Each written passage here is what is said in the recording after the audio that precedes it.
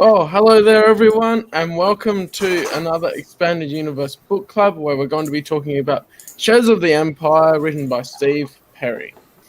And here we have all of our friends. Yay! Evan, Storyman Jack, and Open Outlook Policy Tim. What's up? Nice to meet you again. Yeah.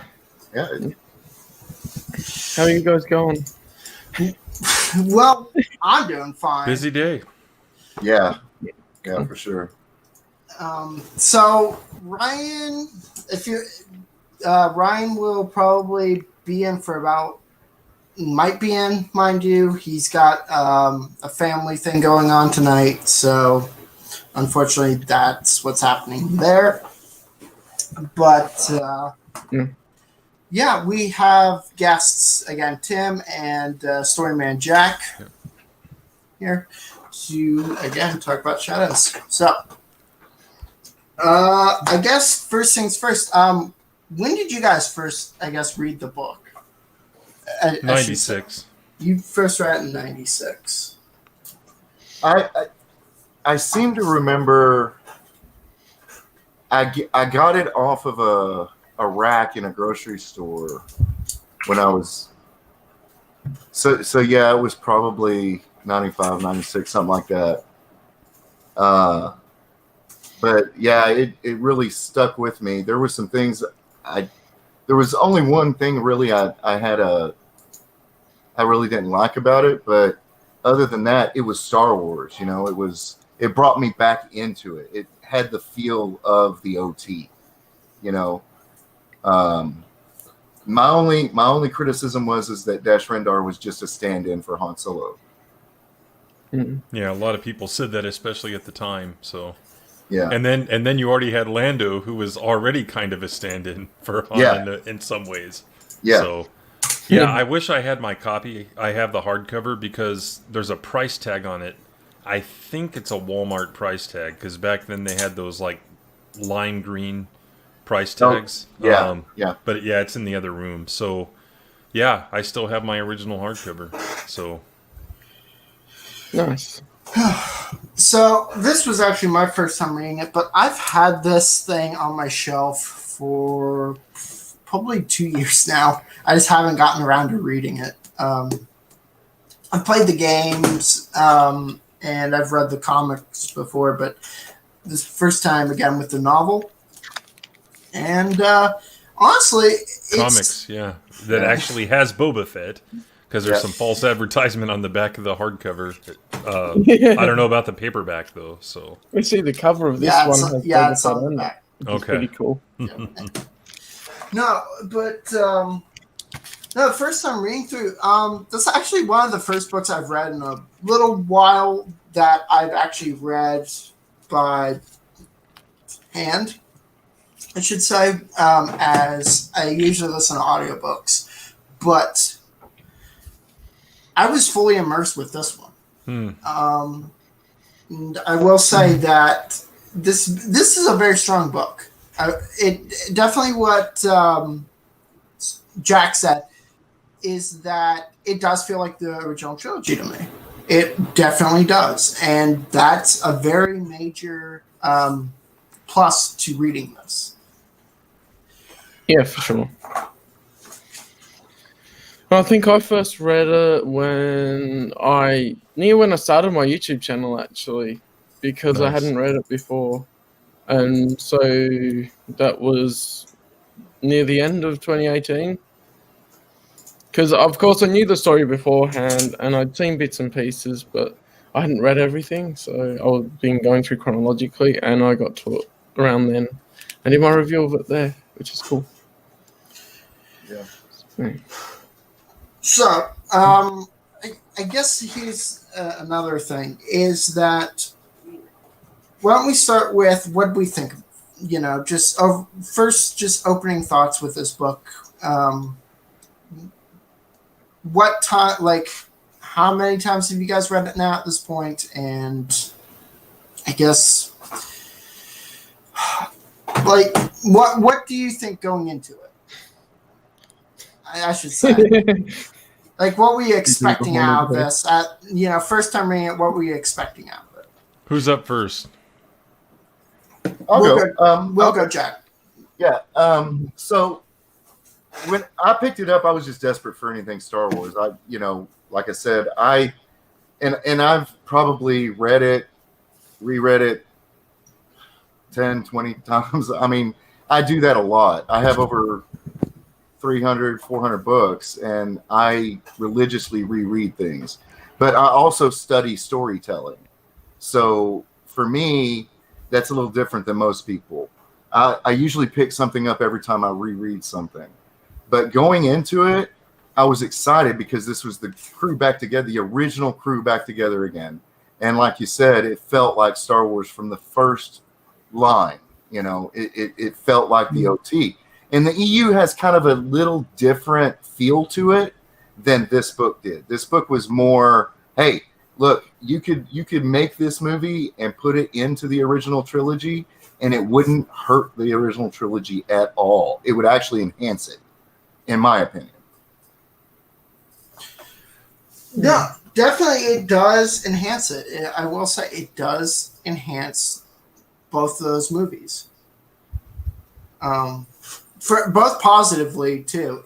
Because it feels like it feels very streamlined between the two. It's like you're not really skipping over. It fills in something that didn't need to be filled in, but once you read it, it's you realize how crucial that is, I guess you could say. It explains motivations. Yes, it explains motivations. It explains why Luke appeared so dark in the beginning of Jedi.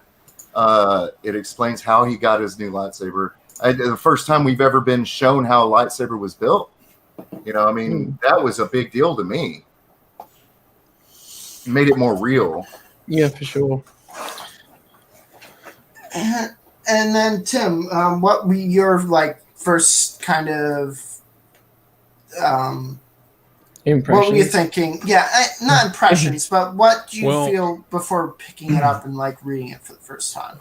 Well, I think what Jack said explains a lot, because if you look at the quality of it, just and the complexity of the storytelling, let's just not mince words here. It's definitely a step down from the Thrawn trilogy, right?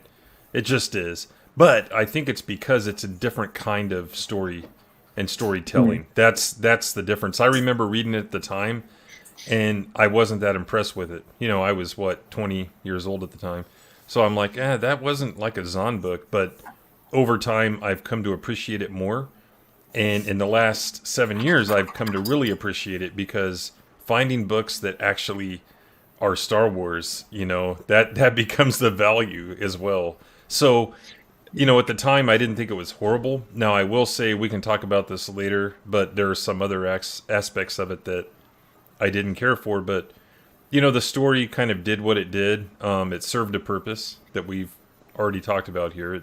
It provided motivations and kind of bridged the gap, because in the very beginning of the book, Luke is still really cheesy, and I don't know how many times it said Luke grinned in the first 50 pages, let's say. Luke grinned. So yeah, it definitely transitions him, to more of a dark and brooding character that you see in Return of the Jedi. The new characters, Shizor was a little bit of that's how you guys pronounce it too, right? Yeah. Okay. Yeah. And I think that's how you're supposed to pronounce it. When I was reading it, and that's how they got said in the junior novel to pronounce it. Yeah, that's right. You're right. I think I went for years pronouncing it Zizor. Yeah. If you did that to him, he'd probably have you executed or something. Probably.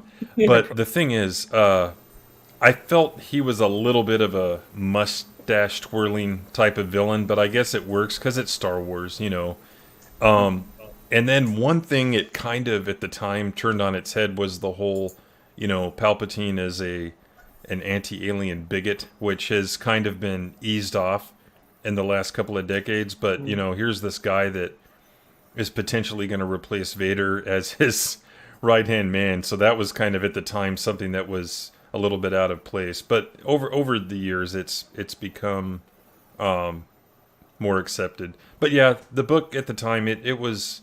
I wasn't a big fan of it, but I didn't hate it as much as something like The Crystal Star, because that had already come out by then too. Oh yeah. So those are my thoughts on it, like from a high level.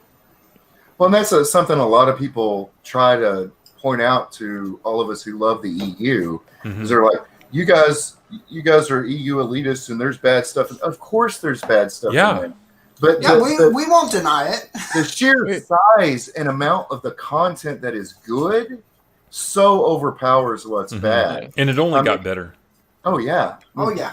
Like 37 years, where in the start they didn't even know what they were doing with the universe. There we go. That's why I added EU elitist on my account, on my George account, because that people kept saying, "Oh, you're just an elitist," and blowing me off, and I'm like, "Of course I am." Gatekeeper. Compare it to what has come after.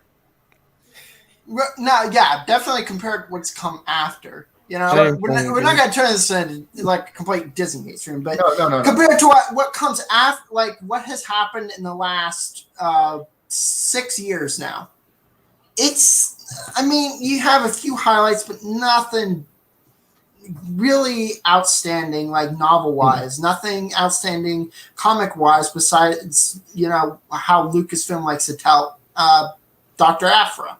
Like, the Vader stuff's fine, but it's just like, it's nothing fantastic. Unfortunately. I agree with Small Time as well, that I've liked each of the novels Steve Perry's been involved with and had fun with them. So it's cool. I think he worked with Michael Reeves as well for MedStar and Death Star. Yeah, he did. Cool. Yeah. I mean, you just look at these EU writers. You got Kevin Anderson, you've got Troy Denning, you've got Timothy Zahn, you've got Perry. These are masters of their craft. Lucino even. Oh yeah, Lucino, and you outside of Star Wars, you read their novels and they're just as good. They're just as rich as the Star Wars novels that they worked on. They put that passion into the Star Wars novels, and that's, I think, the real difference between the stuff we get later on and what the EU actually was, because this was all we had. Yeah. And definitely the EU started out strong, but the Bantam era, like we look at, the Bantam era, a lot of people do have fond memories of that era, the era of storytelling.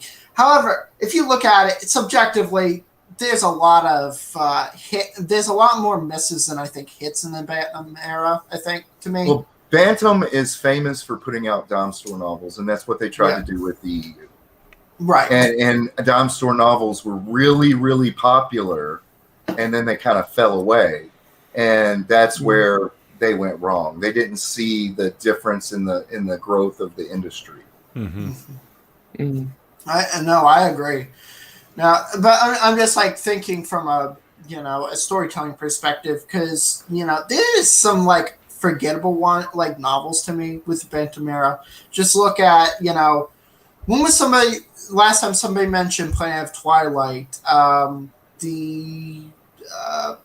What was it? The Corellian trilogy. When some of those. I mean, a lot of the time when people are talking about EU, they usually go Thrawn trilogy or something else. Like New Rebellion. It's just those were misses, but I mentioned one time. Stories. I mentioned one time that my favorite EU novel is I, Jedi. And I think it has more to do that there's a lot more internal because it is in first person. And people are like, I don't know, what book are you talking about? I never heard of that. And I'm like, it's just go down the line, just start reading the EU. Just read it straight one to the other. If you want recommendations, I have a video on that. You can ask. Easy. Skipping over the original Marvel one. Yeah, I mean, there's that.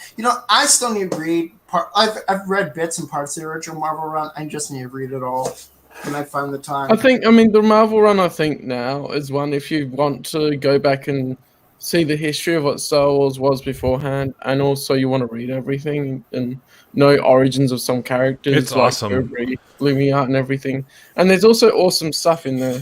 But yeah, Mandalorians. I mean, yeah. Hold on. Let me. Since we're on the Marvel run, I might as well mention like when the story takes place. I also agree with McLean here as well. But Z-Pro did a great job, especially since the story would have had to work with so many different people to agree on it. Oh yeah, definitely. And I might as well mention this again since we're talking about like Marvel run stuff. Let me find it because I did this. About like where it's placed, like compared to the Marvel run, because there's some questions asked like this stomps a bit on the Marvel run, like why does Luke have a lightsaber before this when you've placed it before? You know what I'm talking about. Basically, they made a boo-boo with the Marvel run, but right retroactively, it's set after Shadows of the Empire when he's created his lightsaber. No, it's not. No, it's not, Cal. It's not. No, because here's the thing. Then it's just a movie, then. The novel mentions it's been months since I think the duel on Cloud City. So in that span of time, the Marvel stuff happens within. Oh yeah, and at the end it leads directly into Return of the Jedi. So yeah. the most commonly accepted reason / retcon that Luke has a lightsaber in those is that it's Baron Tag's lightsaber that he has. That's the most commonly accepted one there, even though it's lesser canon, mind you. Like generally, we include it all unless something like majorly conflicts with a certain aspect. I mean, the way I view the old Marvel run is that the events all happened, although not particularly as they were depicted in the comic. Right. So in that case, he may have had his lightsaber, or he may not at that time. Exactly. So essentially it would go Star Wars 45 through 79 and Annual 3 is pre-Shadows of the Empire novelization for the most part. And then it would go 80, which is the stealing back the Death Star plans with the droid Ellie in it. Right. That would come after Shadows of the Empire and before Return of the Jedi. That's what I've just figured out. Well, when I was a kid, correct me if I'm wrong, but I thought there was this idea that you couldn't you couldn't turn a lightsaber on unless you had the Force, had an ability with the Force, and that was something that people used to point to. That Han and that's the reason Han and Leia's kids were so powerful was because he could use the Force, he just didn't know it. That's why he was so lucky. That's why he's so lucky. He could fly really well. And they showed that in Empire Strikes Back when he just turned it on and cut open the animal and stuffed Luke in to keep him warm. Was that, oh, look, that's why he's so lucky is because he can use the Force and he doesn't realize it. Now, they kind of retcon that later on, but I think that was something that people alluded to that just didn't get picked up. Because it could just be my own misconception.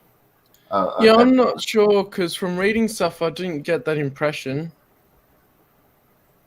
But it's very much a thing of if you're not Force sensitive, you'll probably chop your own limbs off trying to use a lightsaber. Now, the Empire Reborn and Crystal Star, when they built their, what were they called? Those Force users, they had some kind of name. But they were Force adepts. They built their lightsaber so the activation switch was on the inside, so they had to use telekinesis to activate it. But it didn't involve like channeling the Force or anything like that. Right. So. Right. I think that comes from me because the first Star Wars experience I ever had was at the drive-in theater on release day in 1977. I was 3 years old. And that's when I wanted to become a writer. I tell this story all the time. We were on the way home, and I was excited. I'm like, "What did I just see?" And my dad's trying to explain. It's just a story. It's not real. I'm like, "Well, how do you do that? How do you make a story?" And he goes, "Well, you have to write it." And I'm like, "Well, how do you write a story like that?" He's like, "Well, you got to learn to read first." And I begged my mom. Very next day, my dad brings a book home to teach me how to read. So I mean, that's the power that George Lucas had over my life, and I consumed everything as I went. So it's not like, you guys who are younger who can just go to Half Price Books and pick up all the EU and read it straight through. You know what's funny? Like half of my collection's from Half Price Books. Yeah. So a lot of us older guys have a lot of misconceptions about the way things were supposed to work, and that's also why a lot of us were upset about midi-chlorians. Oh yeah, there's that whole thing. Like, see, I grew up with the prequel era, and I never had, like, I just accepted midi-chlorians. I don't think they're so much stupid as they are just kind of a poor idea, I guess. Over time, I've come to understand that it was an explanation. Yeah. Oh, yeah. No, definitely, it's an explanation. It's a reason of how they can. It's not a reason to why they can, I guess. Right. Yeah, for sure. And I think just mentioning them in the movie didn't flesh them out quite enough for people's understanding of that. Right. Sorry, just researching again. For sure. It's really hard to talk about one book without including everything in it. And that's how the EU is so interconnected, right? Yeah. And it's amazing to see. But yeah, Informal Greek did say what I was going to say. That's how Force Sabers tend to work in Dawn of the Jedi era. And we see that with Zesh and the Rakatans and that. Right. Mm-hmm. And then the Jedi ending up using them and all of that good stuff. As far as you're concerned, like it's between midichlorians. Yeah, they definitely. Did you give us your impressions, Callum? My impressions, yeah, I should mention that. My first impressions were I was just basically having a great time reading it. I loved how it mentioned all of the things that came together to be able to get the stuff for Return of the Jedi, and the connective tissue that they put in together for here's how they got the second Death Star plans with the Bothans and all of that great stuff. I think the only thing that really stood out to me was I thought that Shizor was a bit too creepy.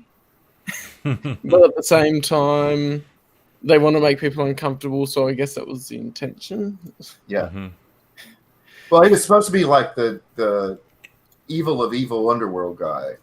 And that kind of especially during that era when we talk about mobsters, it was all about sex and corruption and stuff. I love the dichotomy between the two most evil people in the galaxy are at opposition, and then we've got our little group of heroes trying to make their way and save Han Solo in the midst of that.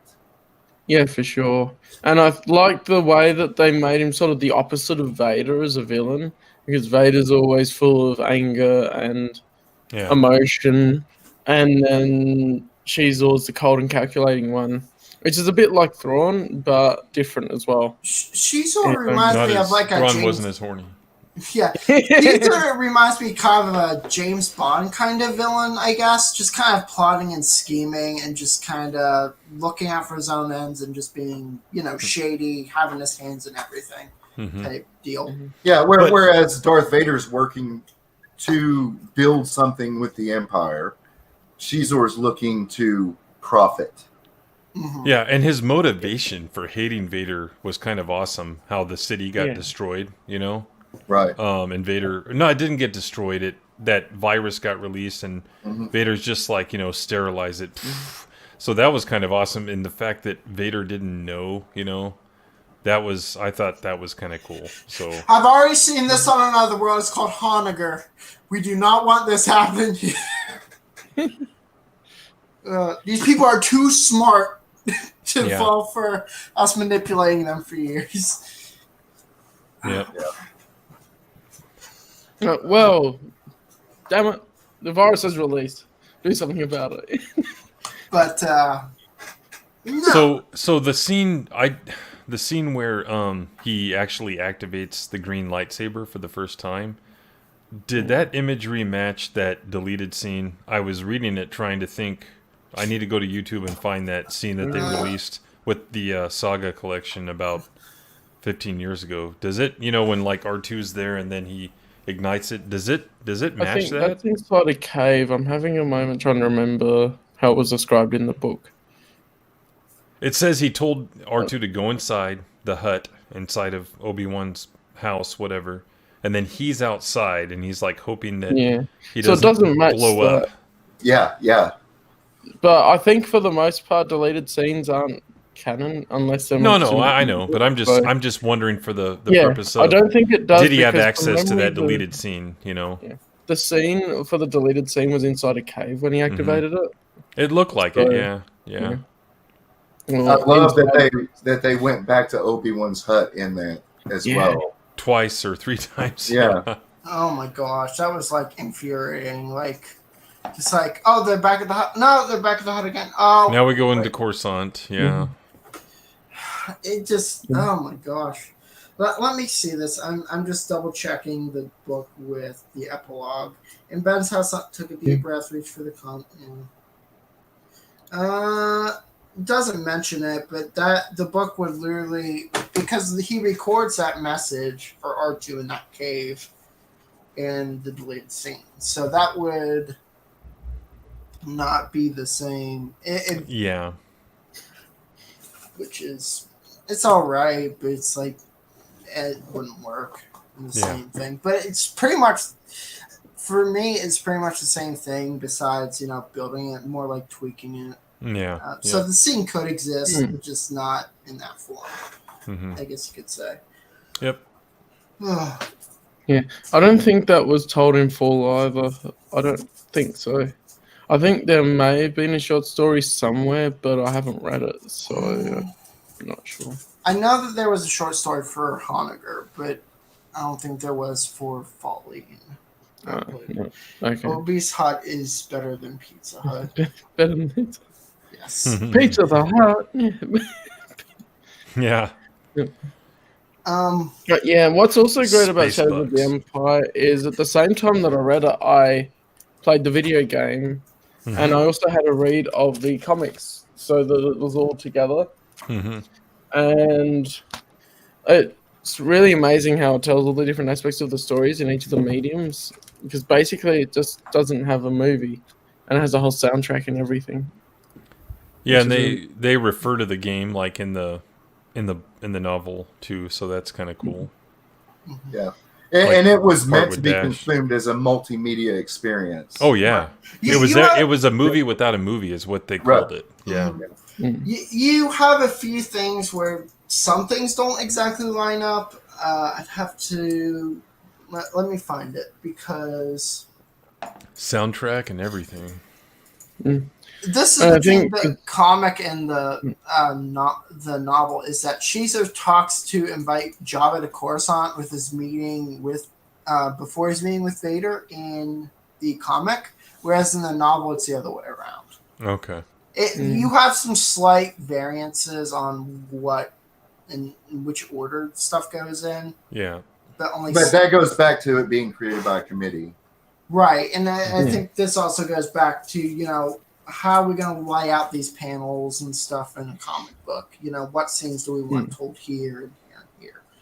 What looks better for that, yeah.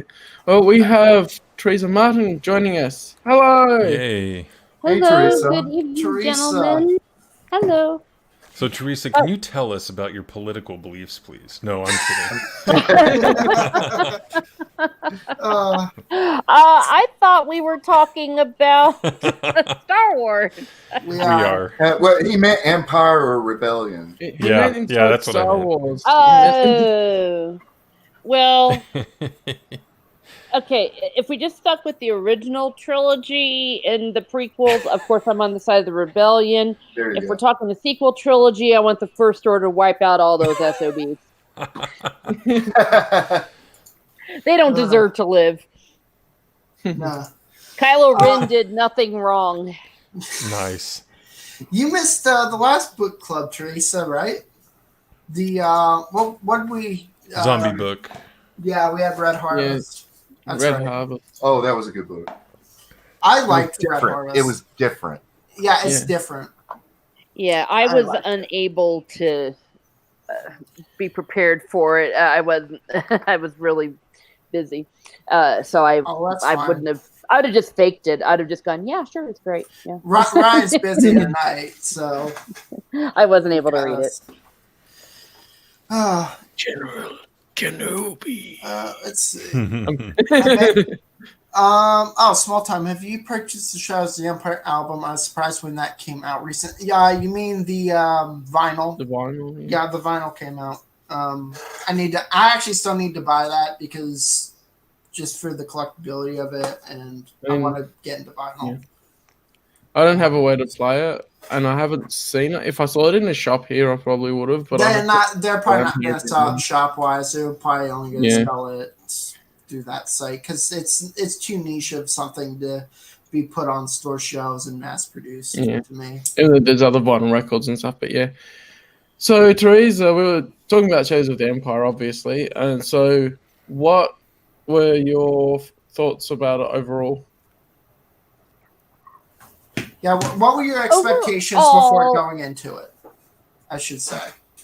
First off, what are the expectations you had before jumping into the book? Well, understand that for me, my impressions and everything of it was very caught up with the hype that there was surrounding it at the exact time. Mm-hmm. It was a very interesting promotion, multimedia production, and I had a lot of excitement. There was a lot of excitement in the air because this was the first time in the EU era of the 90s, at post-Zahn, post the Prawn trilogy, that we were going to get something set during the actual original trilogy.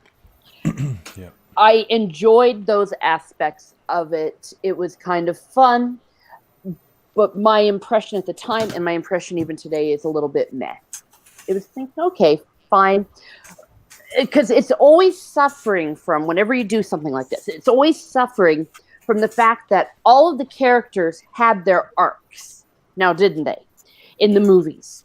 So if you come in and say, we're going to do something in between, they really don't have a lot to go from point A to point B in their character development. There may be some plot. It might be a little bit of fun, but was it great? No.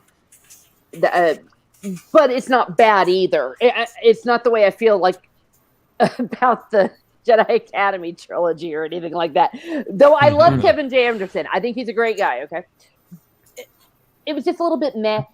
I also have been made aware of the fact that I think that if you had immersed yourself truly into all of it, including the video game and the comics, that was a bit of a different experience, especially if you played the video game. And I did not play the video game. So my only experience of it was from the book. And because I'm a horrible snob as far as the music goes, I thought it was cool that they did the music. I think he did a great job, the composer, in getting into the style. But again, it just felt like, okay, this is just a little adventure in the middle of it all. Yeah, John McNeely, I think that was from memory. Yeah. John Williams was very, supportive of that soundtrack from what I know. He's like, this sounds great. You've done a great job getting my style down into this. Absolutely. Yeah. I mean, it's a thankless job to try to do a Star Wars score and not be John Williams. Right. It's like you're minding your own business and they're like, hey, Mozart just did this awesome thing. What can you do? It's just, it's not fair.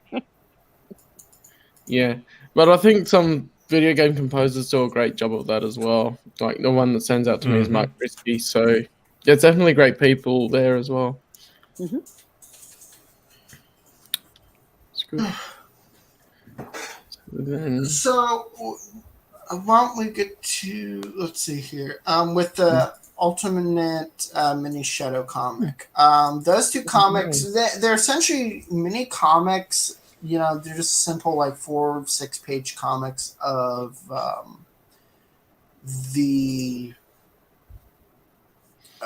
it's essentially, it has the novel scenes in them, and then it depicts what was it?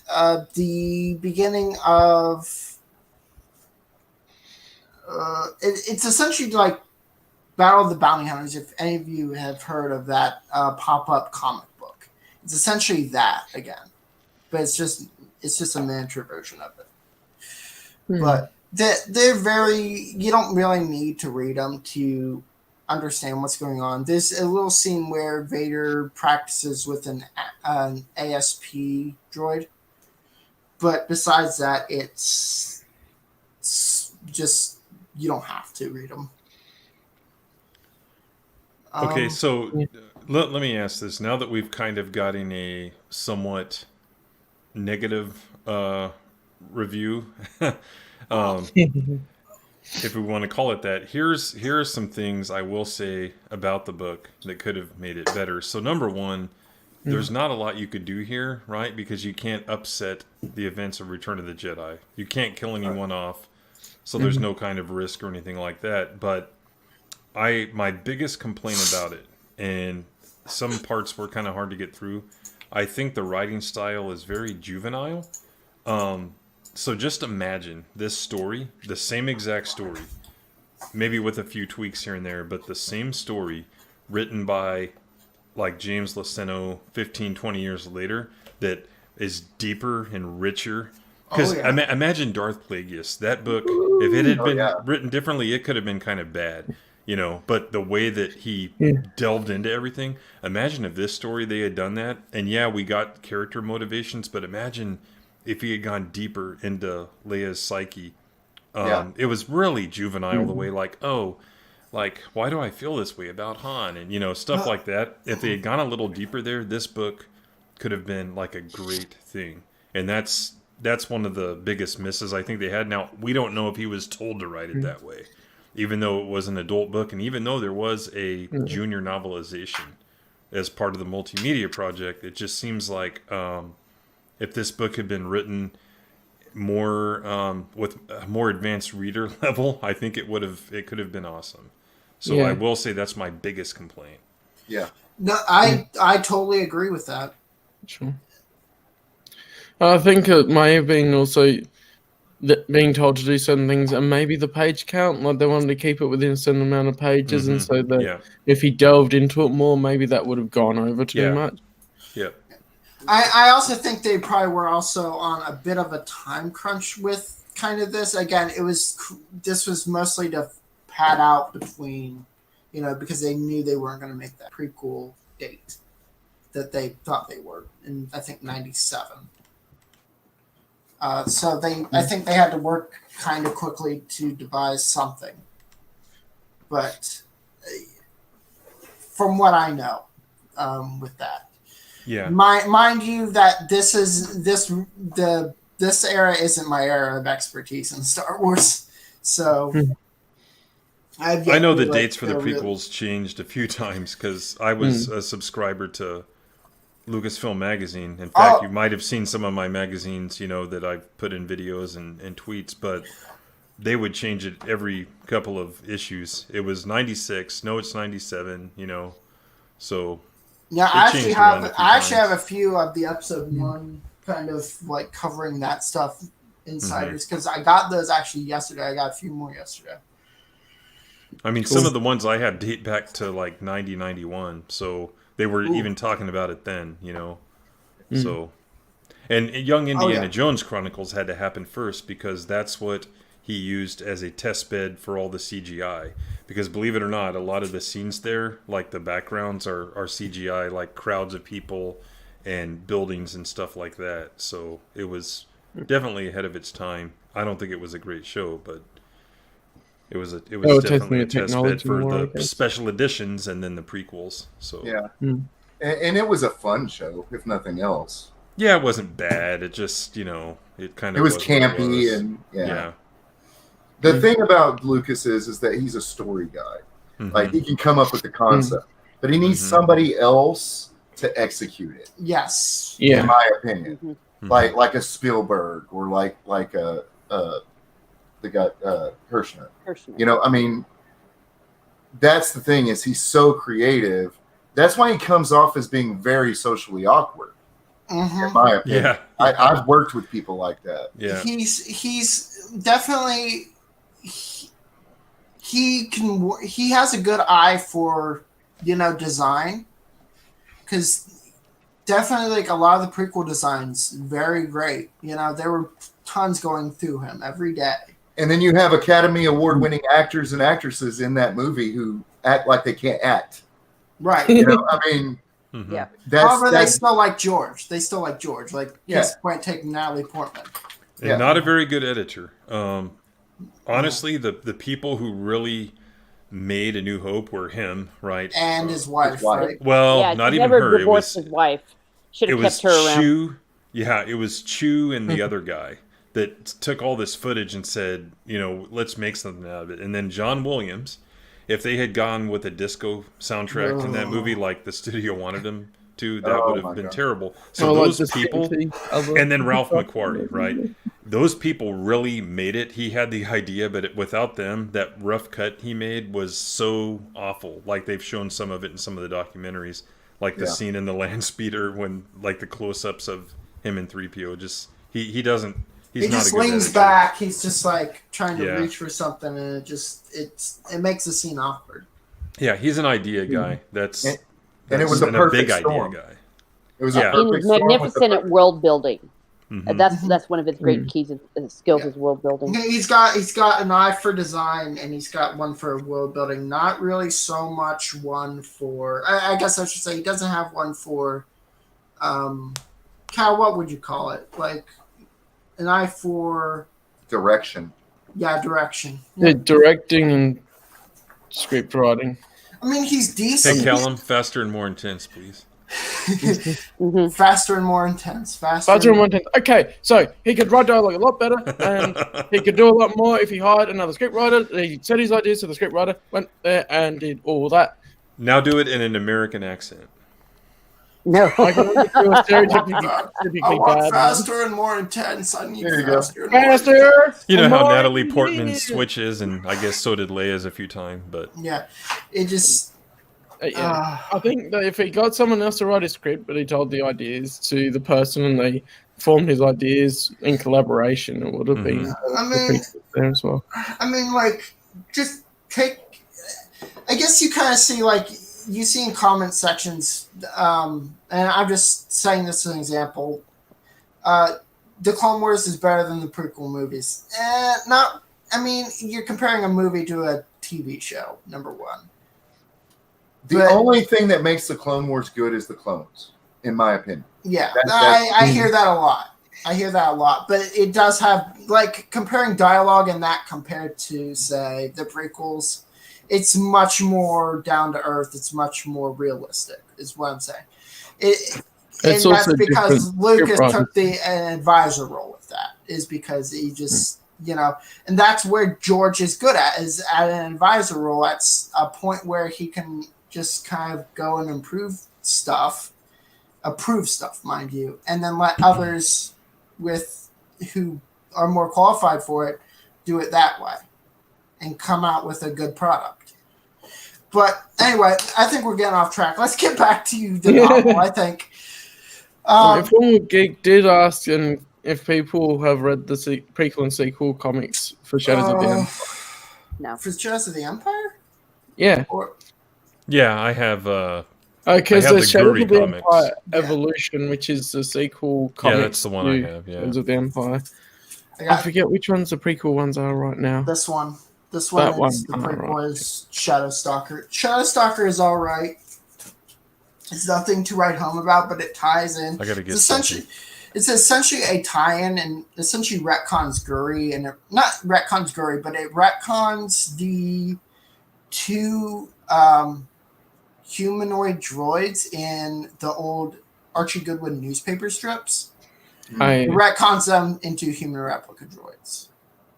And it does, and it brings that up to, you know, it knows that these events happened because you have these characters. So we know that those events would have happened. Yeah, I don't know if the Jabba tape is a specific sequel comic or if it just connects into it. It's a sequel comic.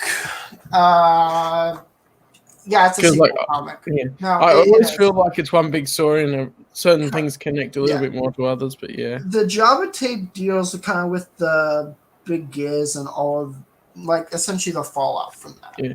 I Like think I Java's read death. the Jabba tape. That was interesting to read.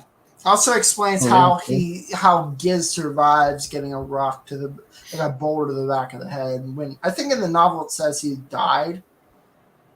I think in the novel it said he dies from that, or Little he's like detail. stone cold or something. But Yeah, yeah, I it's the little details. That's the thing. Is the comics I haven't read all of them yet, but I'm working through it. Yeah, I haven't. I've read some of the comics, but I haven't seen them in years. I need to reorder them if I can find them. Marvel Epic collections, but I find those inferior quality to the original Dark Horse. I've got the was it the Legacy, the Cade Skywalker? Yeah. Nice. I've got both of those, and I loved them. Legacy is a good story and good run. Don't get me wrong. It's a pretty good run. Somehow they put things together in the Epic collection seems a bit odd to me as well, but yeah. Yeah, there's a few oddities on how they've laid out that timeline of that, because for some odd reason, it has God, I hate talking Clone Wars because there's more Star Wars than that.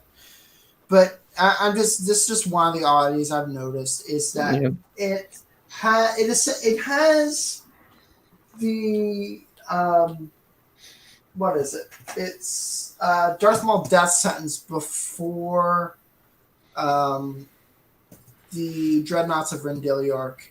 No, it has it before. I think Anakin gets nutted, essentially. So it's a weird issue there. Where And then also remember, and it's just the continuity was never 100% lined up in the Clone Wars era. No, it wasn't. So but it's just confusing because even on Dark Horse's timeline, that stuff should have still been shifted. But that's whatever. So back to what Tim was saying, I think with the kind of the mindset of Leia, yeah, it's definitely childish on how those scenes were written. I will concede that point because it's not the best, because when I was reading that, the book was going along pretty fast for me, and then when we got to the Shizor / Leia stuff, it just kind of went downhill for me. Just kind of was like, okay, this is just kind of getting awkward and just unsettling to me, I should say. Not only with the dialogue, but also the scene itself. I also think that if it was written now, we would get a much more adult book. Yeah, for sure. The stories have evolved enough, and the people telling them have evolved enough that we would have got. If we got it now, it would be a much more comprehensive adult themed book. And I think they would have been much more subtle with Shizor. They would have been much more subtle with maybe you show Leia not understanding why she feels the way she does about Han, but not coming out and saying it, but still exploring it. I think that's the thing. They were way too obvious with things. They were, and it.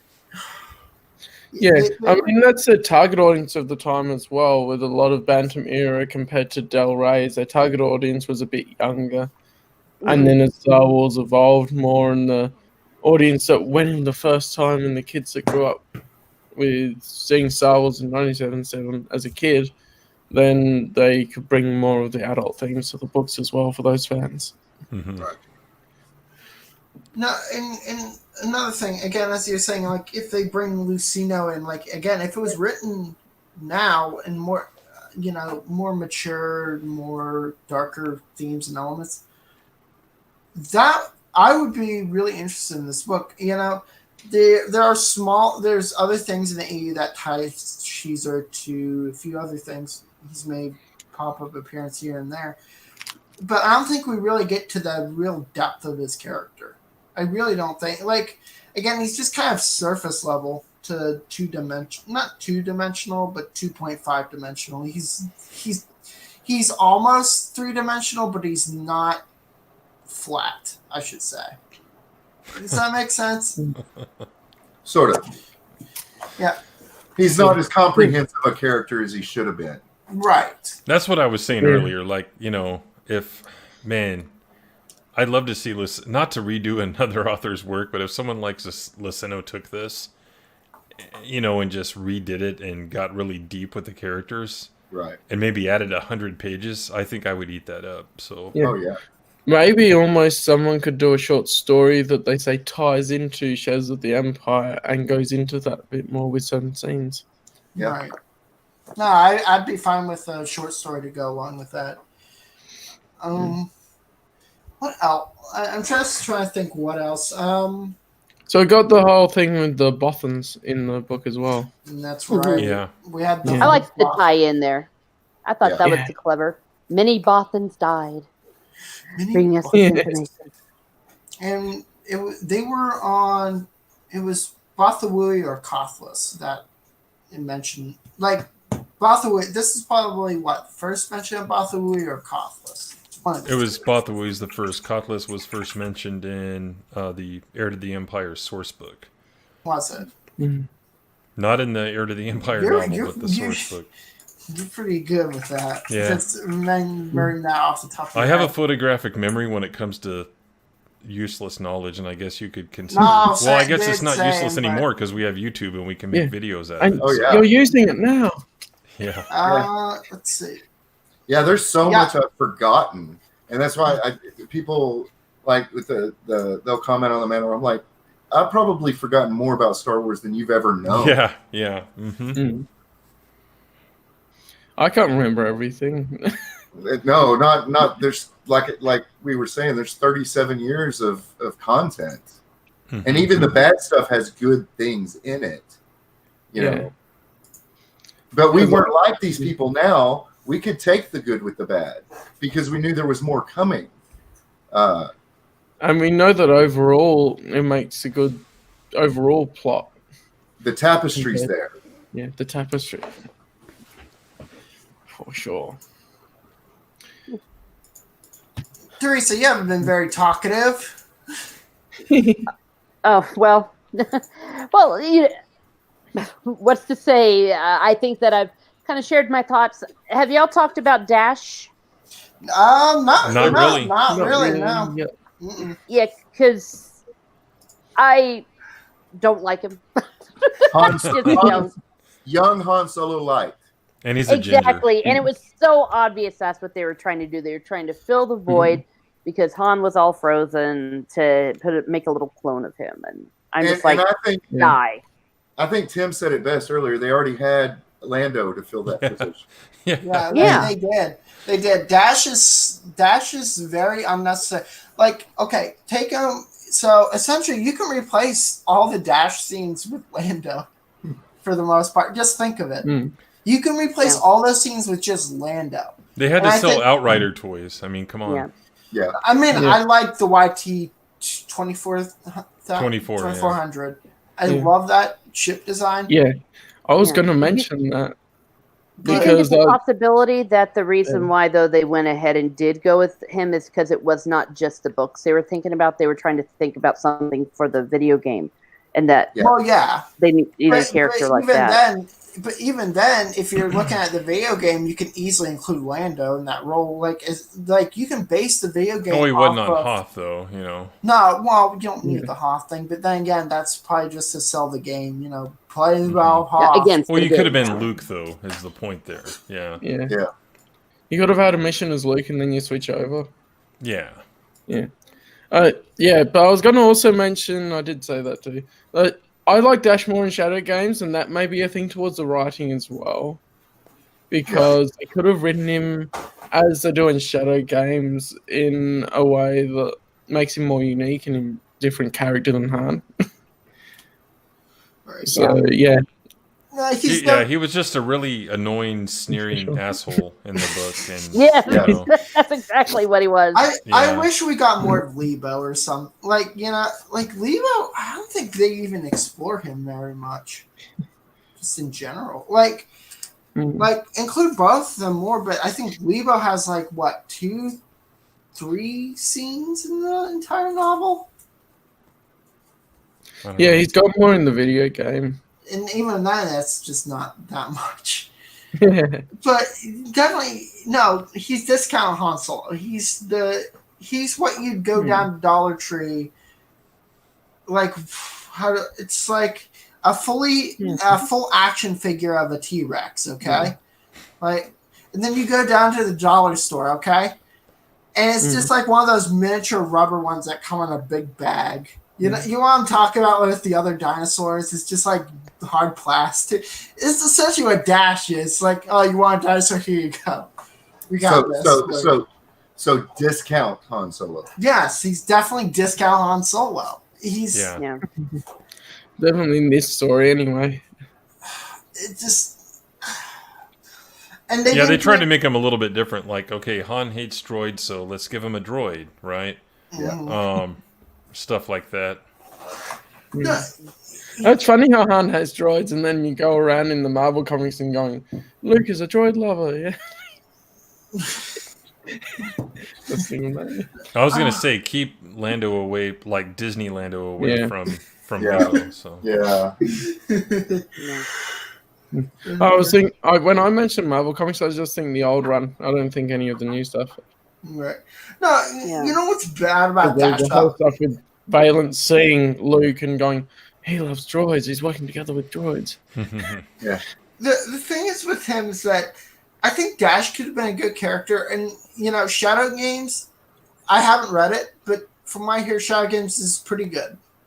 To mid range, but where was this novel years earlier? That's the problem I have, is that Dash was used in one thing, which was this multimedia project, and forgotten essentially for quite a bit. He'd pop up. He'd just pop up or be mentioned infrequently, and then it'd be different if you introduced a popular character, which Dash Rendar I think was at the time.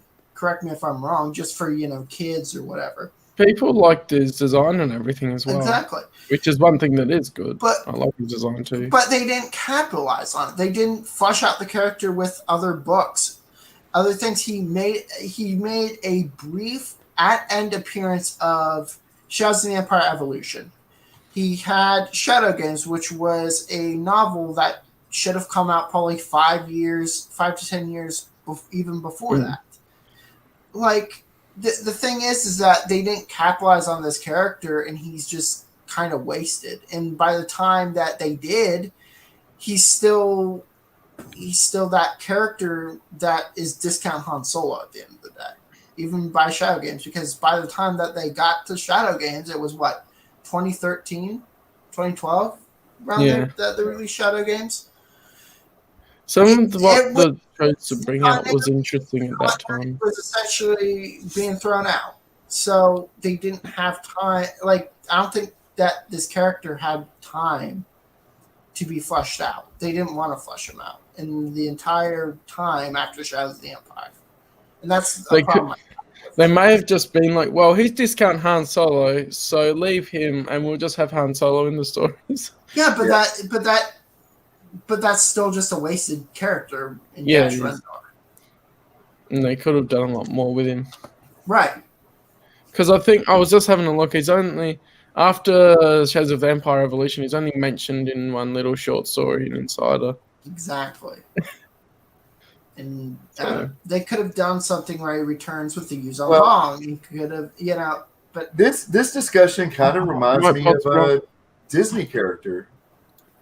Which Disney character? Well, that's all of them. Disney Star Wars characters. Oh, okay. Yeah. Discount Star Wars.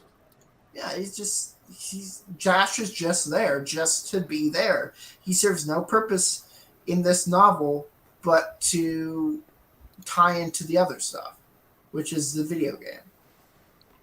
and like I think Yeah. a few issues of the comic, and that's it. Like heck, even Nyx, okay, another unknown character, he got his own like one-shot comic. Big Giz with the Speeder Bike Gang. He got like he got a spin-off comic, and then he got another comic in Tales.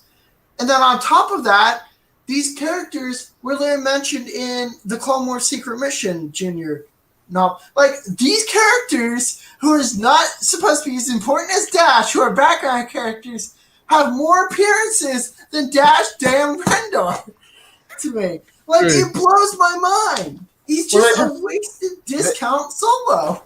That's exactly what he was, and they knew that's what he was, and that's why he doesn't appear in again. Yeah. But they could have made an interesting character out of him. They could have. But they decided not to. That's the issue I have. Yeah.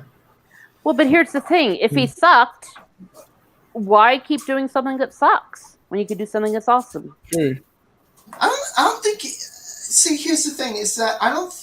Like, Dash could have introduced... Like, I don't think he sucked. I think that... Yeah, he's an asshole. He's an asshole, but getting more backstory on him... Well, I mean, you probably get that in Shadow Games. But, case in point, say you had a... I would read a Dash Rendar trilogy if it was, like, good enough. Like, if it was in the vein of the Han Solo Adventures or the Lando... something like that. Like, have something go on there between... Like, after he essentially fakes his own death at the end of Shadows. Like, have something go on there with this character. Have a change of heart. Have something. You know? Yeah. Or here's an idea, and I'm almost afraid to say this because... No, go on, Tim. It's almost perfection, you know, the X-Wing series, but why not have him be like one of the shuttle pilots or whatever? You know, not a major role, but eventually he stops being a smuggler and he kind of... you know, joins the New Republic or something like that. And then you could have used the character. They used Talon Card. Sure. They used Talon Card in the X-Wing series. You know, so why not Dash Rendar? There's not that, but you also had who, after Chewbacca died, who came in and filled that seat on the Falcon? Like, imagine if, like, during the Yuzon Vong stuff, Dash just comes out of nowhere. He's like, I'll join you guys with this stuff. And just... Yeah, and I will disagree with you guys. Like, at the time, like, he wasn't a very popular character. Like, a lot of us, you know, we were on America Online at the time, and no one really liked the character. I think it only came out around the time I was born. So I don't have much. The thing is like, I'm basing this off of, you know, kids and like people who played like the video game. Like with America Online, you know, you're talking to more of the adult crowd, especially at that time. You know. Well, yeah, I was like 20 at the time, but not very many people. Like, now the ship was cool and stuff like that, but I was actually in the military at the time, so the game was cool, but the character himself, I don't remember a lot of positive opinion about Dash Rendar. But something, while we're on this topic, I wanted to kind of save this, you know, toward the end, but since we're talking about America Online, so in '99, Steve Perry started coming to the forums because back then they even had like Star Wars novel boards and stuff. And they had the names, you know, there weren't that many books back then. So each one had its own board. And he showed up, and it was really him because there were some of his other novels, and he was around America Online doing that. So we were talking like we are now, you know, just like, hey, we like the book, but we're lightly critiquing it. And he showed up and starts getting defensive and replying like point by point. And then a friend of mine is like replying back to him, and then it turned really ugly. And somewhere on a CD, like I have all my old files, I need to find the screenshots of this stuff. Please do, and post it to Twitter. And I'll never forget his username, because at the time you could only have like 10 characters. Then they expanded it to 16. Gosh, you guys probably weren't even born then. That's so crazy. No, to I hear. It was. is crazy. I was born in But, 98, but I old was and aware of young. American Online. Trust me, I was aware of that. his username was Stev Perry, all one word without the extra E in Steve. But yeah, so we had a flame war with Steve Perry, and it was all on him because we're just like, hey, we like the book, but here are the things, and he wasn't even in the conversation. Then he shows up. Well, this is the way I did it, and this is why, and yeah. So I need to find those screenshots. That'd be sure. interesting just And for tweet him out. So what you're saying is that Steve Perry, like Daniel Wallace, is nicer than Steve Perry, because I did a review over on my channel of the Lightsaber Collection book. It's a new canon book, by the way. I bought it just because I saw nice your around. review. Yeah, That's why I haven't watched it. Yeah. Well, thank you, Tim. you're welcome. No, he comes in like I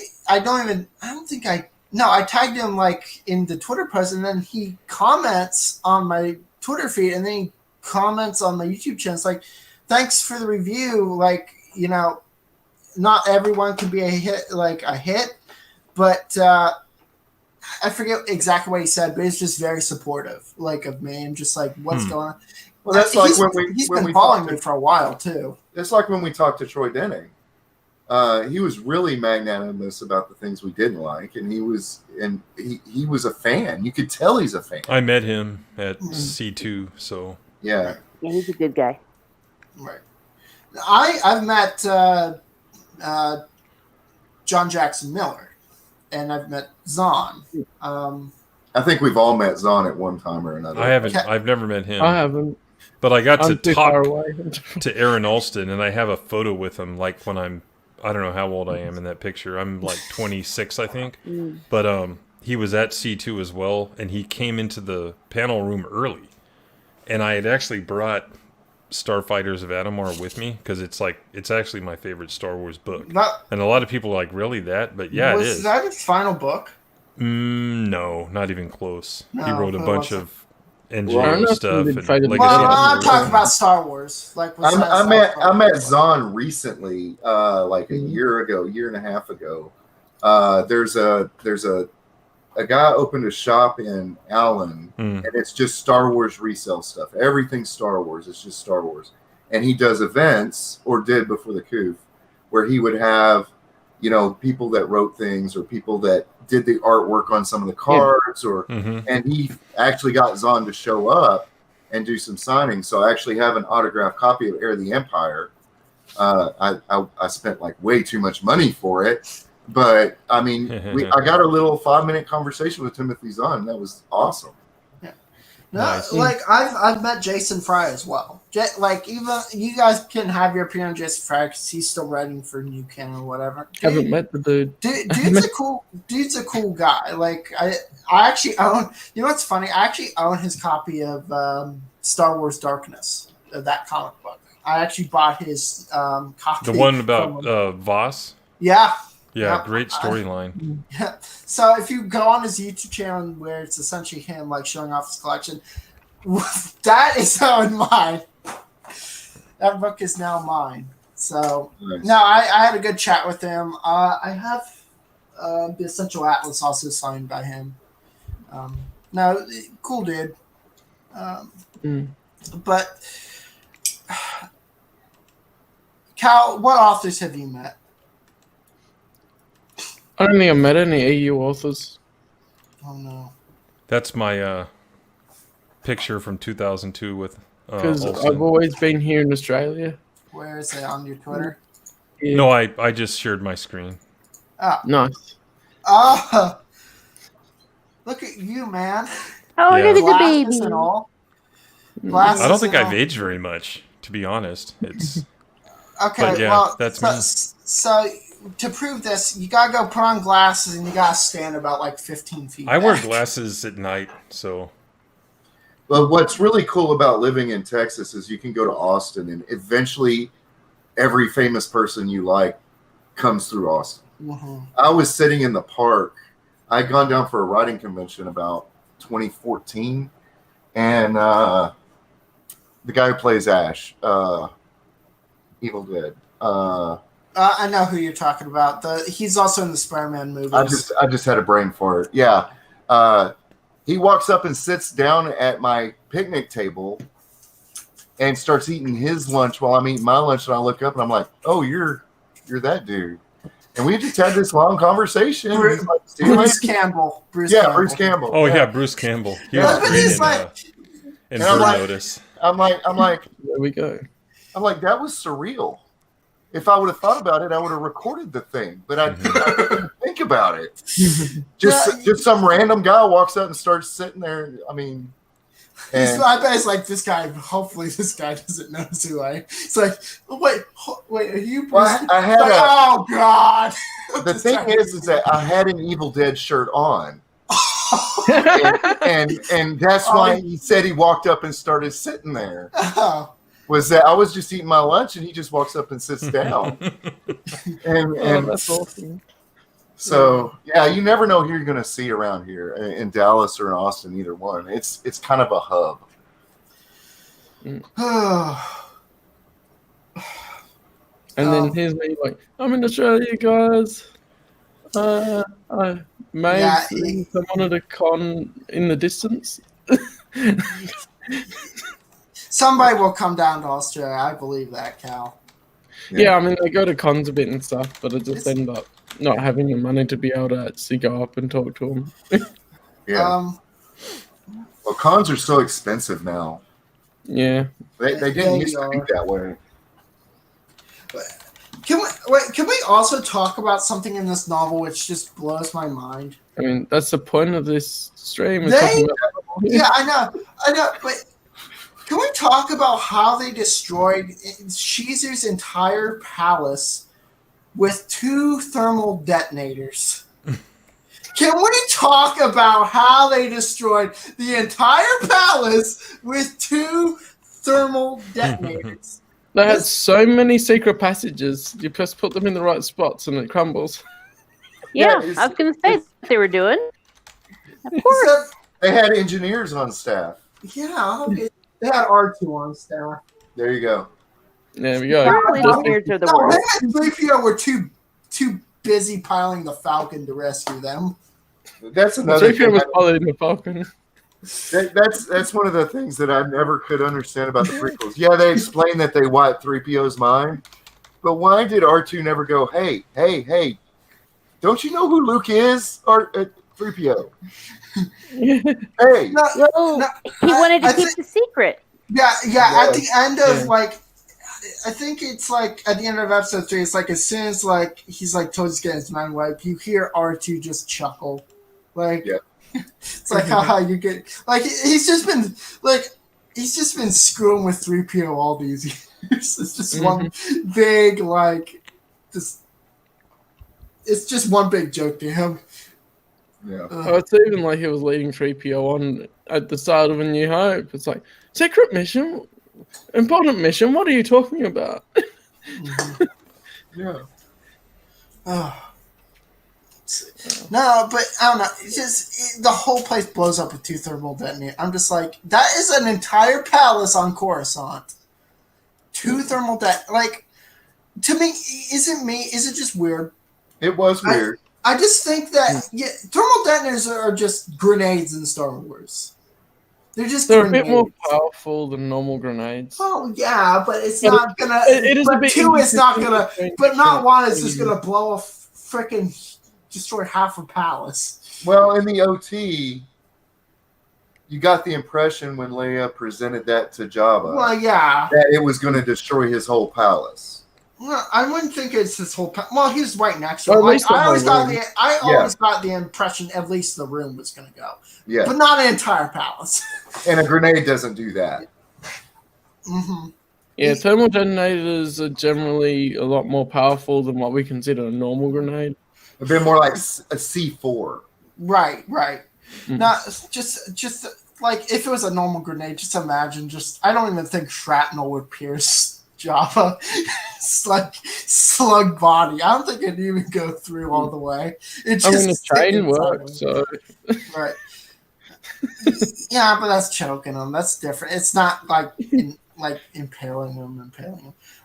He doesn't have a neck, so Exactly. Yeah, he does. It's just really thick. yeah. You know what?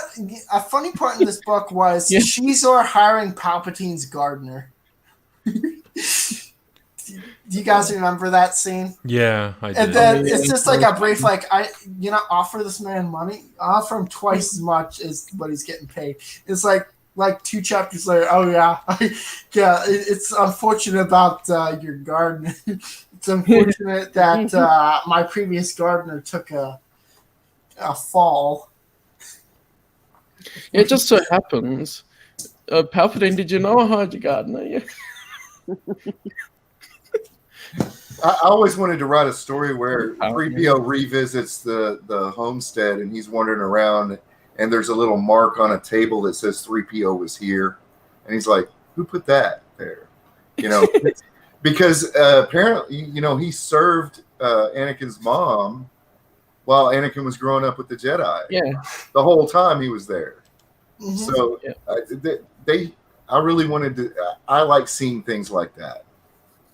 No, it definitely just small callbacks and stuff. Yeah, I think that's one of the reasons why we appreciate the EU so much is because a lot of it interconnects and links. Especially, of course, the later stuff does a much better job than say Thrawn trilogy. Yeah, but even then, that sets up a few things to be told. I was kind of disappointed that they didn't go with the Yuzhan Vong invasion. That Disney didn't start with that. They weren't going to touch that with a 10-foot pole. Let alone, it would have made them a hell of a lot more money. Oh yeah, no doubt. But then there would have been problems with adaptation of the whole series.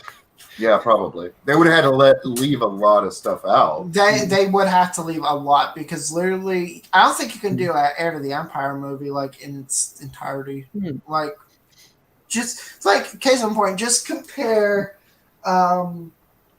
Empire Strikes Back's novel length because that's pretty much the movie. There's not really a lot added in there. So compare a novel of that size. It's very skinny. Compare that to Heir to the Empire. You've got almost like a movie and a half to 2 movies there. Well, and if you go and read, if you read Revenge of the Sith, it makes that movie 1,000 times better. It does. Because you get the fact. Oh, you watch the movie and you're like, well, he kind of went dark real easy, didn't he? He just gave up. And then you read the novel and you're like, this dude hasn't slept for 2 months. Oh, yeah. He's beat down. Yeah, Stover knocked it out of the park with that one. Yeah, he did. Man. Yeah, that was probably one of the best adaptations of a movie, novel adaptation of a movie, I think, ever. And I think the approach to go, it's a companion to the movie and not just an adaptation is really good. Well, it's definitely not a straight adaptation. It's based on earlier scripts and earlier concepts. One of the things that pisses me off about Zahn is and I put this in a video back in August. He gave an interview a couple years ago when Alliances came out, that boring ass commercial for Star Wars Galaxies. Yeah. Anyway, he gave an interview around the time that novel came out, and I believe Treason as well. And he basically said that Treason. He didn't feel like Revenge of the Sith and I guess Attack of the Clones explained the turn enough, so that was his attempt to correct it. And I'm like, wow. I said, you really have a chip on your shoulder? At first he was, up until they hired him, he was being very polite. Yeah, exactly. And once Disney hired him to write new books, he just kind of turned on the fans. You need to give up on EU. He gave an interview on that, and I lost a lot of respect with that. I'm going to correct the creator of Star Wars direction. I thought it was perfectly explained. Look what he did to the Sand People in Attack of the Clones. Right. But I don't want to go off on a tangent. But yeah, I lost a lot of respect. That'll be the after show. Yeah. Hey, gentlemen, I need to break in here. I do need to go. I can't stay, but I wanted to pop in and have a little bit of a chat with y'all. So you enjoy your discussion, and may the Force be with you always. Hey, really fast. Thank you for joining, Teresa. It's always good to have you here. Really fast. Good book. Rating. Yeah, rating.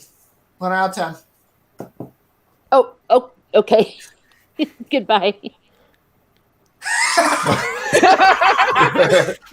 That's an answer. Well, obviously she didn't like the book. 1 out of 10 that was it. Yeah. Well, she said okay. Yeah, goodbye. That's an answer. Yeah. I mean, I think back at Think Tank, there's the whole idea of doing the whole EU as an animated series, which would work. Well, that one guy is doing it. Have you seen?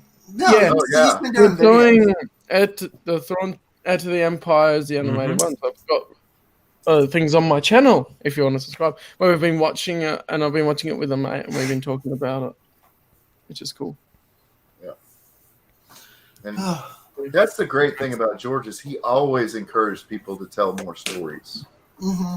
You know, always.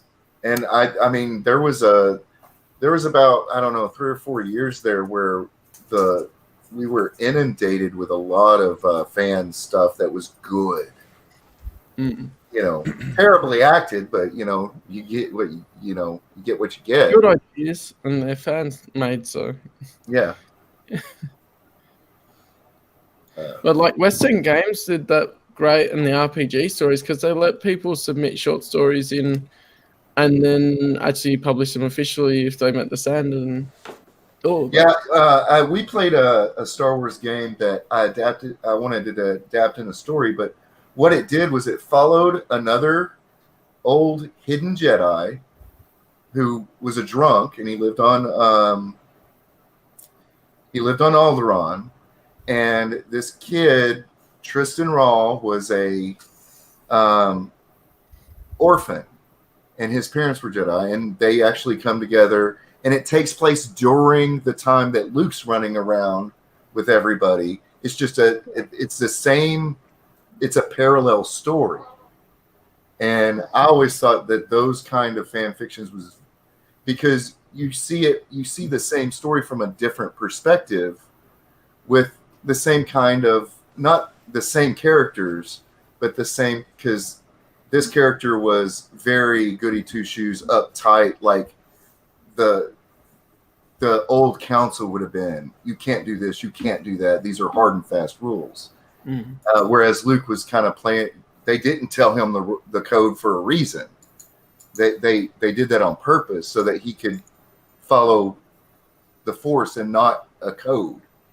So I always thought that would have been a great expansion of the Star Wars universe.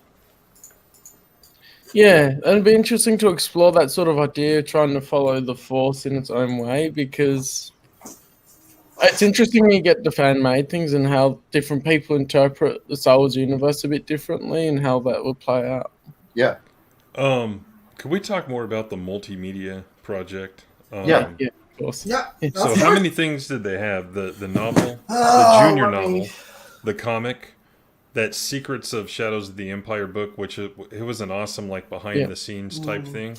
Yeah, and then the Shadows of the Empire source book. I have it. Yep. Yeah. Every time a new West End Games book came out, I had it on pre-order at my local comic shop. Nice. Yeah, Shadow Stalker. This I technically can't, like, it's not branded as such, but I technically count it as it takes place after it. It essentially explains how Lando gets into Jabba's guard, how he's able to do that, and that's a good comic. And then we had the video game. The video game. Yeah. But it was on multiple platforms, right? It was only on 2 platforms. It was N64 and PC. Yep. Okay. You had Shadows of the Empire Evolution, and then you've got Jabba Tape. Yeah, there was a lot. Yeah, just N64 and Windows. Let me see here. I'm just going to double check. I wonder if and then you had the source book, right? Yeah, we said the source book. Okay, yeah. You had the soundtrack was released separately too. Right. Assignment Decoy. What was Assignment Decoy? That was a 3-episode adventure outline in Galaxy Magazine 7 by Bill Smith. And just so you guys know, Shadows of the Empire is on Steam for $6. Right. Nice. Yeah. And Is it on sale at the moment, or it'll be on sale if it's not now? Yeah, it's not at the moment, but they put a lot of the older Star Wars games on sale once or twice a year for sure. Yeah, they already did it recently, a couple weeks ago. I think my son has every Star Wars game Steam's ever offered.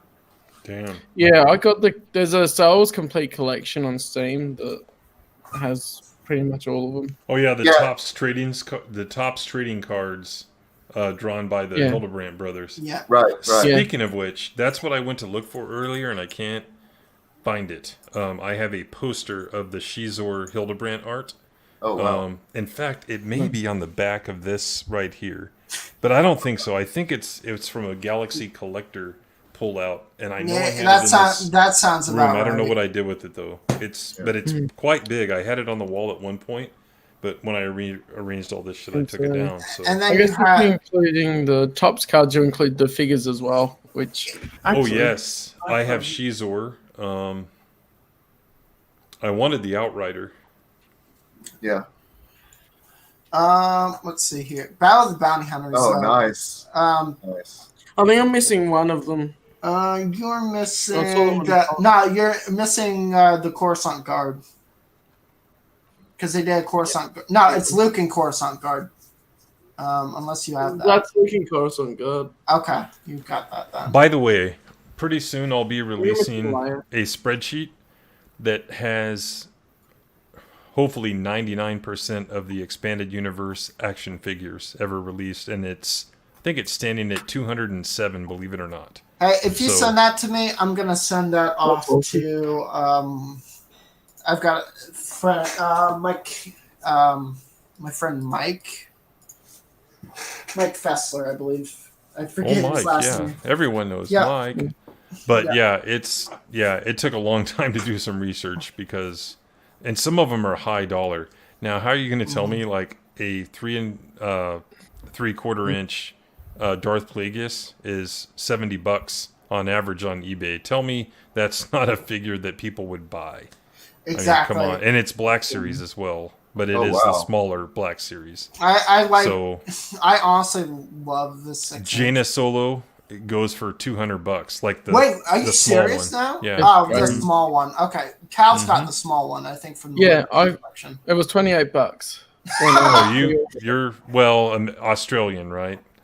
I ordered it online and ordered it before it came out as well. So I made sure I got it and wasn't scalped I was for Revan. EU is hot. I mean, anything OT is hot. Thinking of that though, this was still in the shops last week. What is that? Oh, is that Nihilus? Dark Nihilus. Yeah. Mm-hmm. They actually. I am planning to record a review and get it up this week, but I didn't have time before. Good luck. My video, it's just like it's all right view wise, but I mean, look at my channel. It doesn't get that many views anyway on my content. You need to work on your tags, bud. This tags. Part of it is tags. Part of it is promotion, and I've discovered lately that I went from 172 to 210 in the last 20 days. It's the more you put out. If I put something out 2 times a week, I see my growth go up. I see my videos promoted more. Mm-hmm. So it's the more you do. I just can't keep up because I'm writing original content. Mm-hmm. And then I'm editing it, and then I'm recording it and mixing the sound. And I can't put more than 1 or 2 out a week. Yeah, it's just too hard. Usually, I think it's like you can get promoted as long as you remain consistent with it. So it's like you can put 2 out, but you gotta remain consistent for a while. But as long as you do that, you should see growth. I went from an average view rate of like 20. To like my last video has 92 views on it, I think. Mm. So I think I just ended up having other priorities as well, so that's taken precedence in life than making it. Like the last couple of weeks were super busy, so I didn't end up making as much stuff. Right. No, but Small Time was talking about the gnarly stick. That is actually Palpatine's cane, which is a Sith artifact, and I got it. It's actually plastic. But it looks wood. Let me guess, you got a Hot Topic, didn't you? No, Yeah. I ordered it online. It's distributed through various outlets, including Amazon, but it's made by Ruby's Costumes. Okay. Well, But that's probably where they're getting it from then. Yeah, and they have Yoda's Gimmer stick, and they have all kinds of cool stuff, and reasonably priced. That was $20, so That's not I bad. wouldn't use it as a cane though. I'll just put it that way. Well, it's what it's designed to be. It's Yeah. up on your wall. display piece. Yeah. I'm hoping when I get my house next year that I'll be able to find a place that has a room dedicated to be a studio that I can do all that stuff with. 'Cause I've got all kinds of stuff out in storage. I think I combine my bookshelf, obviously, and then do up a whole thing with posters and that. And if I had a Well, room. see, what I wanted to do is you guys have seen my shelves in some of my tweets and stuff, right? Like, Right. I want to have like a stand-up desk there, and that's where I film. But if I do that, I'm gonna have to put doors on the den because my family will be in the next room, and Right. they'll make noise, and I'll be like cussing and yelling and all this stuff. So And get your sound. this room will have to be the room. So yeah, this is my son's former room. He moved out about 4 months ago. So How did you manage that? Because my 19-year-old is still here. because he wanted to do what he wanted. That's how old mine is. He wanted to do what he wanted to do, and I'm like, well, that means you got to go then. So proud of him. He went and did it, saved up money, and got out. It's like, see ya. Yeah. Yeah, that was my brother about a couple months back because I'm still living at home. I'm 22. Unfortunately, that's how life's playing. I've got my fate right now. I've got a 36-year-old brother that still lives at home Oh, and works wow. for my parents. So Nice. At least, There you go. gosh, I work for my parents essentially. Just Yeah, because Mom's it's like, here. Jack, why do you never have any money? You make $70,000 a year. Your brother, he just spent $14,000 and bought a car straight. I'm like, he doesn't pay rent. He doesn't buy food. He doesn't pay electric. Nothing. Mm-hmm. Like, That Mom, shit adds up. get a grip. Get the They same- wanted me to. They're like, Yeah, we're I going to want it. Vegas. Yeah. We're going to Vegas next month. We want you to go with us. I'm like, I can't afford it. Is there anything else we want to mention about Shadows of the Empire at the moment? I think I would rate it probably 5 of 10 compared to a lot of the other EU, in my opinion. Really? But as a multimedia thing, I would rate it a little bit higher because the game was good, the comics are good, maybe a little bit higher, but I wouldn't give it as low as a 1 or something like that. Mm. Oh It yeah. still tells its story well. Right. Does a good job of being connected. Really fast, Tim. They do have a Black Series Darth Sidious lightsaber out now. You should probably. I know, yeah. It's really good. I actually have it at my GameStop. Well, I'm that's just like, I wish I that had character is just so awesome. You know, just it. How can I say this? The Phantom Menace. So we know it's him, but yeah, there's just so much depth to that character. So I've become a huge fan of Palpatine. Definitely. Just that two-faced asshole. I don't know. He's fun to watch. And how he can manipulate and tell the truth. Mm-hmm. Tell the truth and use the truth as a manipulation. Yes. Wait, Yes. Amazing. have you Yes. guys read the comics where Tim might have? I don't know about you, Jack, but in the Republic, you know what I'm talking about, Tim? Remember when he has that Jedi friend, Ron Arkin, Oh yeah. Mm-hmm. and he suggests that they midi-chlorian test all of the senators Mm-hmm. because from what Dookie said to Kenobi in episode 2. So essentially, it's like Palpatine's like, it won't work. The senators will not allow this. This is a breach. And essentially, they go off on a mission. He's like, all right, time to contact Dooku. It's like yes, send all available force to this planet he was just sent to. And I want every person killed to the last man. So We'll watch your career with great interest. Yeah, and just all a great the character. connecting stuff around it too, like the Jedi Apprentice series and other bits and pieces from the EU make the prequels a lot better too. Speaking of Palpatine, he was pretty good in this book. Yeah. Yeah, he was. Yeah, it was. Actually, you know what? Another thing that surprised me about this, the prologue to this book kind of threw me off because it happens during episode 5 as soon as Palpatine contacts Vader. Yeah. Mm-hmm. I didn't expect that going in. It's just like, oh, we're going this far. Okay, so we're starting this bit here. Mm-hmm. Okay, because like I always wondered, like, how did Shizor know about Vader and the Luke link?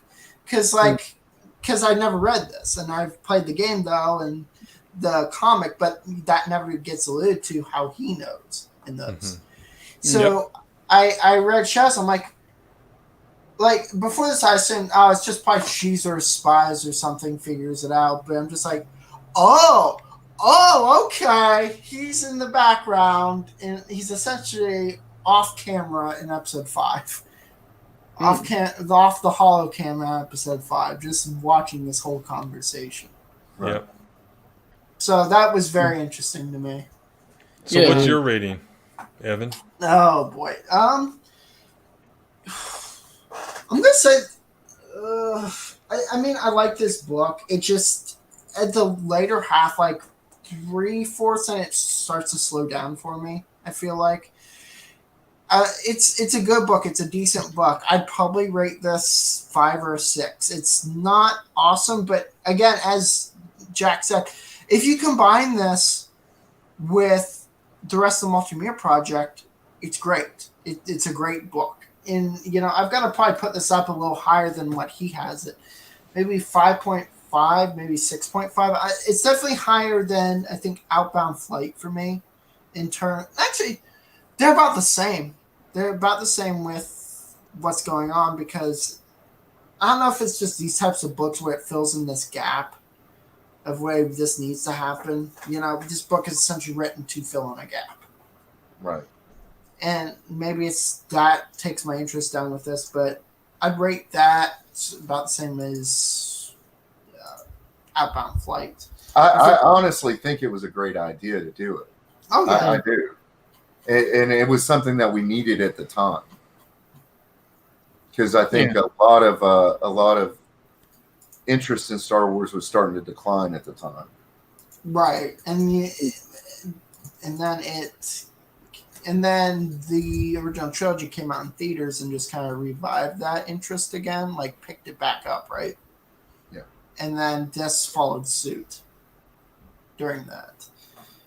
It was re-released in the 90s 2 times, right? It was in 96 and then 97, right? I don't remember if it was released twice because, like I said, I just happened upon it. Right. But I want to say it was a 2-year thing. What was released? The special editions in theaters. Well, some theaters might have re-released them, but 97 is the year they debuted. Okay. Yeah, and I went to a drive-in theater to see those. I've seen every Star Wars movie with the exception of the sequels, with the exception of the Last Jedi and Rise of Skywalker at drive-in theaters. Nice. Because my first Star Wars experience was at a drive-in theater. And we're fortunate enough that I've always had one within 60 miles of where I live. They're just retro things that popped up years ago, and they just kept them around. I really hope. I really hope once this cinema thing, like, because a lot of them are probably going to go under because of COVID. Like, this brings back the drive-in theater because it has a lower probably cost to maintain, right? Besides maybe mowing or keeping the gravel good and film reels, because it's just one building and you just bring a car in. Like, that's easier to probably maintain than is an entire theater chain. Well, you gotta. Yeah, I'm a smoker, so I can sit in my car and enjoy myself and say what I want and be as loud as I want with my windows rolled up and see a really good movie. Or I can back my truck in and we can put the air mattress in the back and lay back and enjoy the movie. Yeah. Yeah. and get that cinema experience and still be comfortable and not have to worry about the kids down in row 3 who won't shut the F up. You know. Right, and like, especially with wireless speakers and stuff like that, this is like completely probably cheaper than. Now, like I went and saw one recently. Oh God, I can't remember what it was, but I took the kid up and we watched something in McAllister at that drive-in theater up there, and because the radio and audio system in my truck is so much better than it was 20 years ago. I mean, it's like you're sitting in the theater. Yeah, you've got the surround sound in your vehicles already. Yeah, and you can. I'm sure you could do something with that. On Dolby Atmos, when they have the speakers above and below and all of that. Mm-hmm. Yeah, and I have just a F-150 XL, but the radio and the speakers and everything in it are top of the line. It just comes standard. So you got the 4 speakers in the back and 2 in the front, and it does sound like you're right there in it. The nearest theater for me is in Lancaster, Ohio, called the Skyview Cruise-In. Oh, yeah. I'll bring it back to Shadows of the Empire. And yeah, a lot of elements show up there in the special editions as well, because he went, let's add these in. Yeah. And I know some people don't like editions of some more of the obvious stuff, but some of the stuff you don't notice, like this, as obviously being CGI put in, is really good, I think. Well, to me, it's George's, and as a writer, it's hard to let it go. It is really, because nothing's ever finished. Nothing's ever good enough. I mean, I'll put a story out, and I'm like, I know it could be 100 times better than what it is, but I have to say it's at a stopping point. Yeah, enough is enough. Yeah. Maybe that's why George sold the company. It's just to get his editorial hands off of. It's like, you know what? I can't help myself. Somebody take the company away from me. Well, somebody hold me back. He's getting older, and he realizes he really wants it to survive him.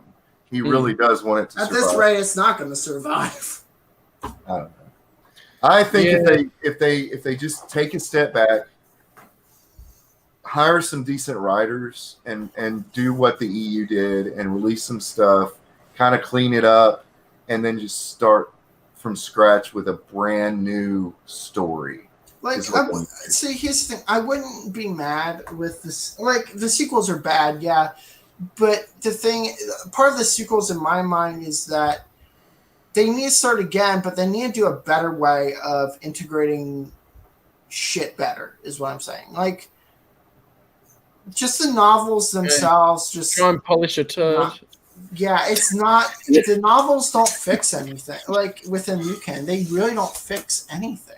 So I was so disappointed in Chuck Wingding that I went and read some of his other stuff. This guy, I don't know how he ever got published in the first place. I really don't. What else has he read? Like, what genre? Is it just all science fiction, or does a little bit of science fiction, a little bit of fantasy, but mostly science fiction? It's junk. You can't get through it. It's just, it's like a child wrote it. The language he uses. I mean, don't get me wrong. He does have some good things. You kind of know. But ultimately, I think that's why he got fired more than his attitude, because he's just a poor writer. Yeah. Anyway, what would you rate it, Tim? So, let me talk about like my ratings, because I got eviscerated on Friday because I gave The Mandalorian episode 3 of season 2 a 3 out of 10. I think. Wait. Why'd you give it, Tim? What? 3 out of 10. I can agree with that. Of the newest one?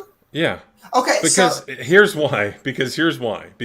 I want to hear perfect is 10 out of 10 out of anything, whatever you're watching. Right. Now, within the show itself, it's probably a 9 from what we've seen, right? Yeah. But for me, Empire Strikes Back is a 9 out of 10. It's not a perfect movie, but it's my favorite Star Wars movie.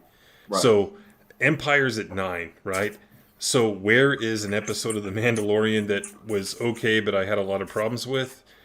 8, 7, 6, 5, 4. No, it's a 3. I mean, now within the show itself, it's probably the best episode I've seen. Maybe tied with the Prison Break episode, but that's how my ratings work. It's 10 out of 10 is perfect for me. I get the maximum amount of enjoyment out of it, right? Right. So something like Dark Force Rising, I probably give like a 9. It was a great novel. And it's really hard for anything to be absolutely perfect. Right. Yeah, exactly. So this book, again, what I said earlier, I think it could have been written better, but the characterizations weren't poor. And, the plot did what it did and provided some motivation, stuff like that. It did some world building. So, I gave like the Jedi Academy trilogy a pretty low score, so I'd probably give this like a 5. And 6 for me means it's good.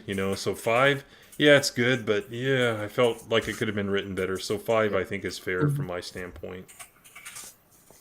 It's not like an F. It's not like 50%. It's just out of my maximum enjoyment level. I don't want to read this again. Let's just put it that way. So, And when I always don't like ratings because I'll read more EU and go, well, in relation to this, and this, that changes everything and max it up. Yeah. And then I'll remember stuff, or I'll reread something later on and go, oh, that wasn't as good as I remembered. I mean, we can talk after the stream about this episode, but no. But yeah, so for me, I listened to the audiobook for the first time, and that helped jog my memory on stuff in the novel from reading it as well. And I just love how it interconnects in, and I think that's why I love the EU as well. But yeah, like seeing how she got Bosch's outfit to be able to use in Return of the Jedi and how they got there and all of that with the Bothans. I think they had a really cool bits in there, but I agree it could have been written that bit better.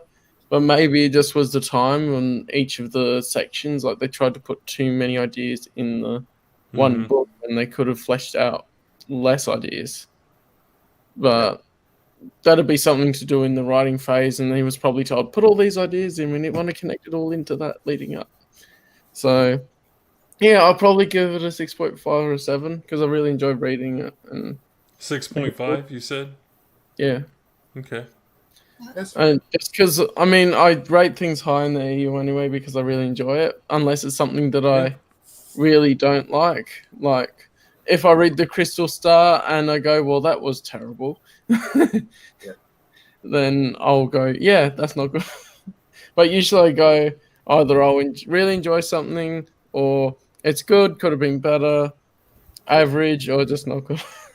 So I'll say that it was good. It could have been better in hindsight, but it was really good and I enjoyed it. So no, it's enjoyable. I think it's that much. What's the next book on the list? It might be. We'll have to chuck a poll out and check. We'll chuck a poll out, but I think what we were going to do is like do the second most one, so it's every other book club that we do these. I'm going to just double check the poll again. Yeah, like the poll from a while ago. Yeah. I forget if I've still got the things in my list. Hang on. I made the tweet, so yeah.